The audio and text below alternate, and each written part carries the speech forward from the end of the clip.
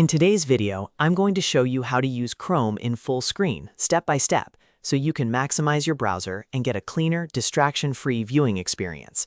Whether you want more space for reading, browsing, working, or watching videos, full screen mode in Chrome is a simple feature that can make everything feel easier and more focused. If this video helps, make sure to hit the like button and subscribe for more quick tech tutorials. All right, let's jump right in. First, open Google Chrome on your computer. Once Chrome is open, look to the top right corner of the browser window. You'll see the three dots menu icon. Click those three dots to open Chrome's main menu. This menu contains a lot of useful options, including zoom controls, settings, history, downloads, and more. After the menu opens, look for the Zoom section.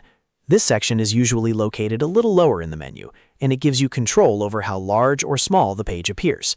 In the Zoom area, you'll see a square icon that represents full screen.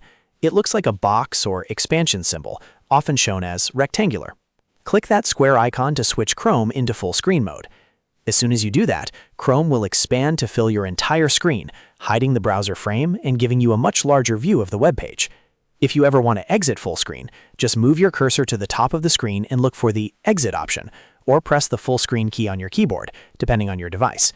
Full screen mode is especially helpful if you're trying to focus on one tab, present something on your screen, or reduce distractions while working. It can also make websites easier to read and navigate when you need a more immersive view. So, to quickly recap, click the three dots in the top right, find the Zoom section, and then click the square full screen icon. That's all it takes to use Chrome in full screen. If this tutorial helped, please like the video, subscribe to the channel, and turn on notifications so you don't miss the next easy tech guide. Thanks for watching, and I'll see you in the next one.